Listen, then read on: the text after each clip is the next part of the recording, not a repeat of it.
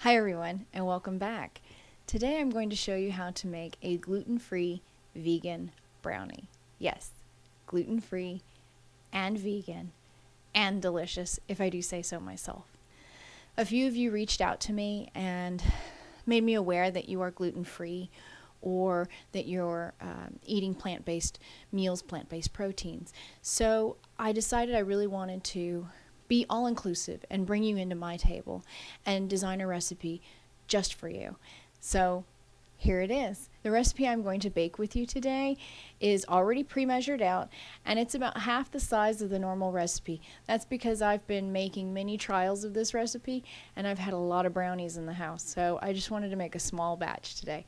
The equipment necessary for this recipe is pretty much identical to the equipment that I use in my other brownie video.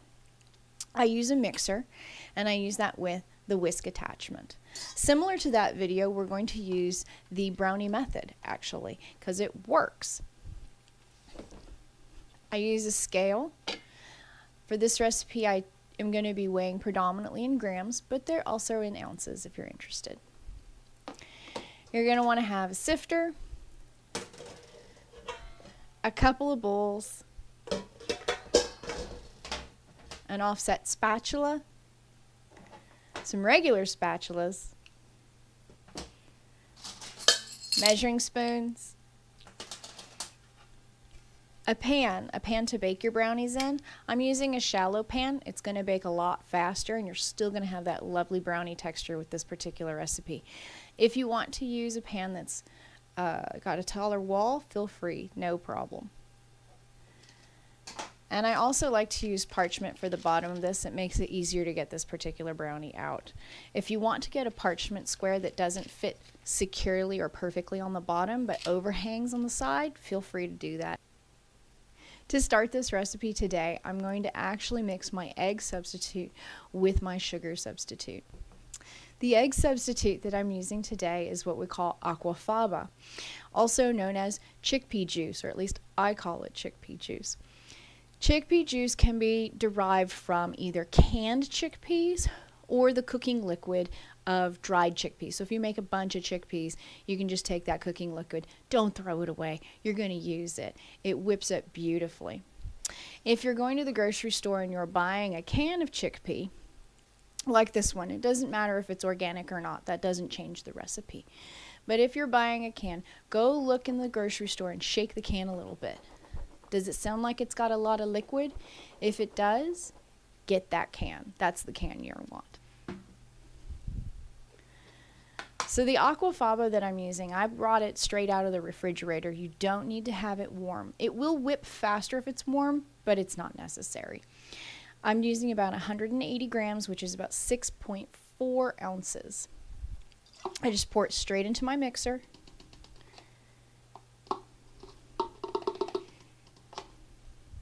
To that, I'm going to add the grade A maple syrup, the real stuff. I'm also going to add salt, and I'm going to add some vanilla. The salt that I'm using today is a Himalayan sea salt, and I'm using it mainly because it's pink, and it's easy for me to distinguish that from the sugar, so to speak. Take a look at that pink salt. There you go. You can start by turning your mixer all the way up to the highest setting. This needs to actually whisk for anywhere from 10 to 15 minutes. While the aquafaba and the maple syrup are mixing at the highest setting, I'm actually going to melt my chocolate and my oil together. I use a little bit of oil in this recipe because that oil will add tenderness to your final product. Without it, it's just not going to be as tender.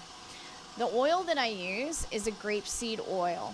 You can use canola oil, or other neutral flavor oil like avocado oil would work out well too.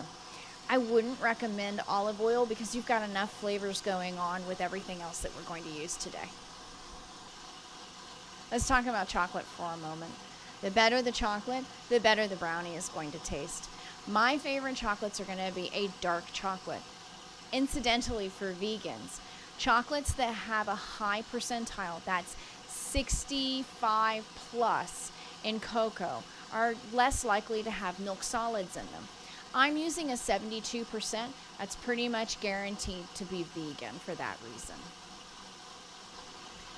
Now it's off to the microwave to melt these two things together. So I've melted my chocolate and my oil together.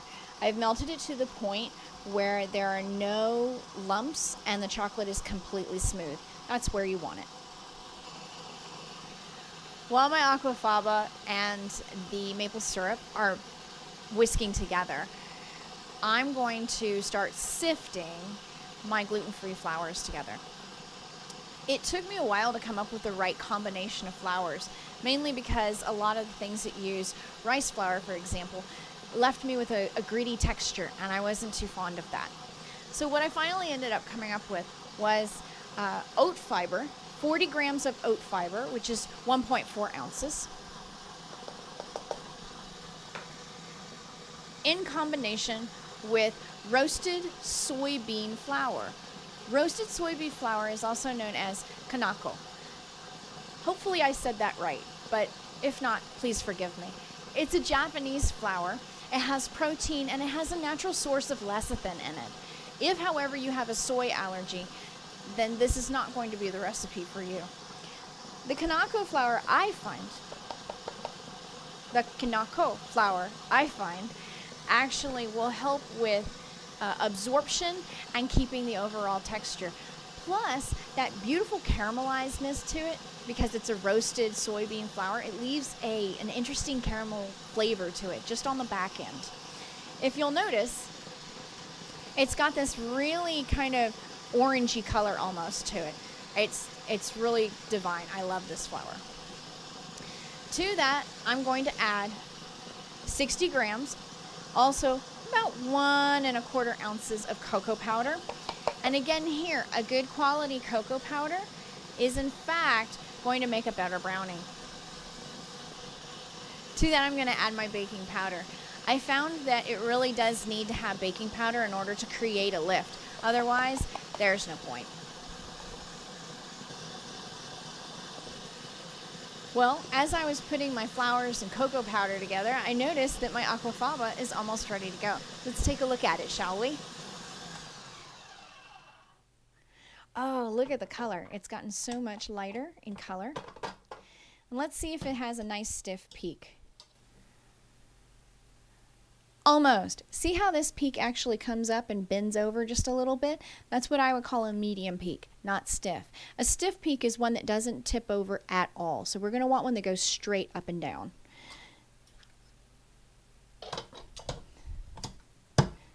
Probably another minute or so, and we'll have that. Let's check our aquafaba again, shall we? Oh, look at that. It's looking even more fluffy now.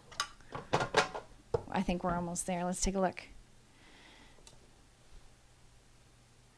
Oh yes, these are stiff peaks. Notice how each and every single one of them is sticking straight up. It's not moving any way or any other direction. This is what I was looking for. Now that I have my aquafaba at a stiff peak, this is the critical step that you have to do next. If you don't do this, you will not keep the stabilization that you just created in this aerated chickpea juice. You want to take your xanthan gum. Xanthan gum can be obtained pretty much in almost any grocery store nowadays, especially ones that have a section for gluten-free baking. So the xanthan gum that I'm using here, I have 1 teaspoon, and I'm going to actually sprinkle it all over the top surface of this bowl. Then make sure you get all of it. Once that's done, reattach your whisk, and you're going to want to whisk this for exactly 1 minute.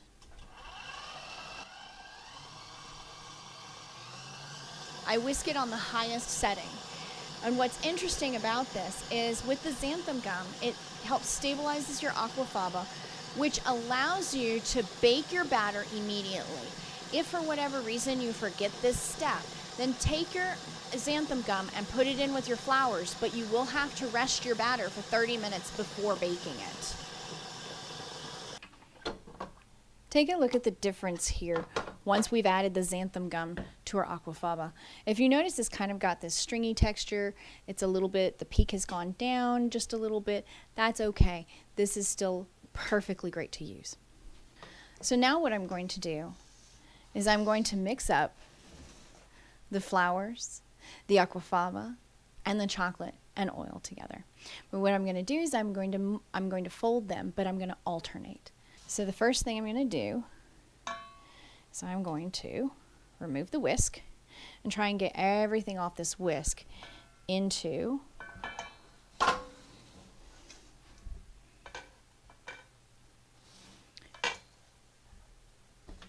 my bowl of chocolate.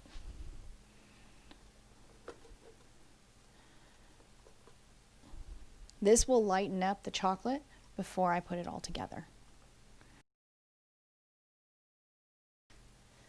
I'm going to fold in the chocolate and the faux egg.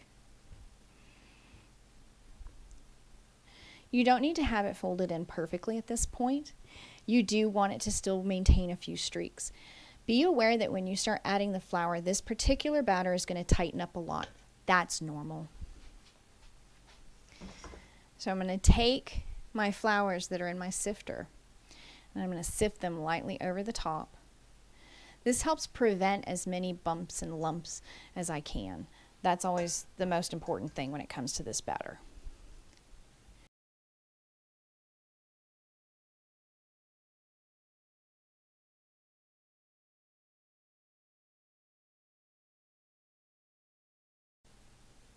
Don't worry about this batter. I know it looks a little tight now, but it'll bake up beautifully. At this point, feel free to add your fixings in. You can add nuts, you can add chocolate chips, you could add candied orange peel, orange zest. Feel free to get creative here. I'm going to add chocolate chips to here. They're about 70% chocolate. So the brownies that I'm making today are going to be very chocolatey. Be forewarned. One of my favorite things about vegan baking is that I can actually taste the batter before it goes to be baked off. And so that's what I'm going to do. And I encourage you to do the same. Get a good idea of what this is going to taste like. Yeah. It's good as the batter, and it's going to be delicious when it's baked up. Because I've made a half recipe today, because I've had so many brownies of late just perfecting this recipe, I'm going to make a small pan's worth. I'm also using a shallow pan. When this bakes off, you're going to find that the actual brownies will rise and then they will fall. That's going to be normal, but the texture inside is going to be absolutely divine. This is a pretty stiff batter, so I'm going to take my time putting it in here. It's okay if there's a little bit of muss and fuss going on here.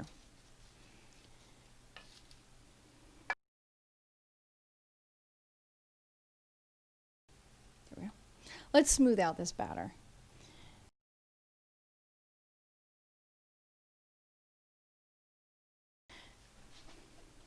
For an added touch, I like to add a little bit of something on the top of these brownies in particular.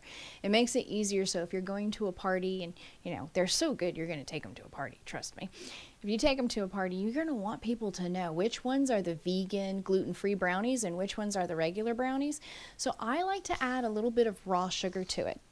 Raw sugar actually has this dark color to it. It's because it's less processed. So it still has a little bit of some of that mineral and molasses to it. So I'm just going to sprinkle it right on top. And I like to sprinkle a little liberally. Not only that, I find the size of the raw sugar, since it's a large granule, it adds texture to my final product. So not only does it add just a little sweetness, it adds a nice little crunch too. This brownie cooks pretty quickly. It takes about 18 minutes total to get through at a 325-degree oven. That's around 9 minutes, then turn it, and then cook it for 9 minutes more, approximately. You'll know when it's done when you insert a toothpick or a cake tester in the center of it, and it comes out pretty clean. After a total of 18 minutes, I used my cake tester to determine if the brownie was finished cooking. If you'll look here, you can see there is a little bit of batter on there, but that's perfectly all right. See how it has just a tiny bit there? That's exactly where I want it, so I went ahead and pulled it. It's ready to go. Look at this brownie. It's actually risen. You'll notice that it rose, but it didn't rise a lot in the oven, and that's okay. This brownie will deflate some. The other thing to know is as this brownie cools off, it does have a tendency to start to pull away from the sides here. That is normal, and it actually makes it a whole lot easier to take it out of the pan anyway. Well, I took the brownies out of the oven. They've cooled, and now I place them on a cutting board. Let's cut them and take a look and see what we have.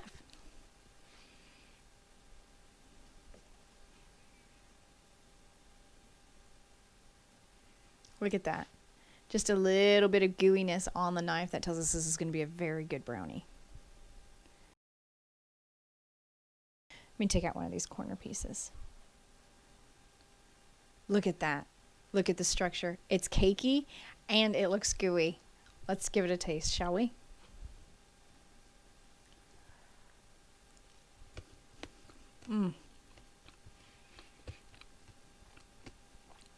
Fudgy, cakey, all at the same time.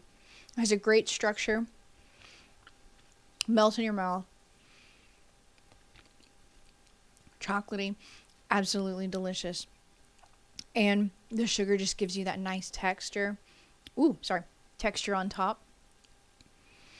These brownies are so good at room temperature.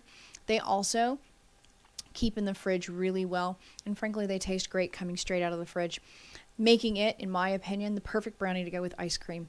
That way it doesn't lose its texture when it's a little bit cold. I hope you enjoyed this video. I'm sorry, it's so gooey. I still have chocolate in my mouth. I hope you enjoyed this video. If you did, feel free to press like, add some comments below. I would love to hear from you. And please consider subscribing. Have a good one, and see you later. Cock up in monster! Rah!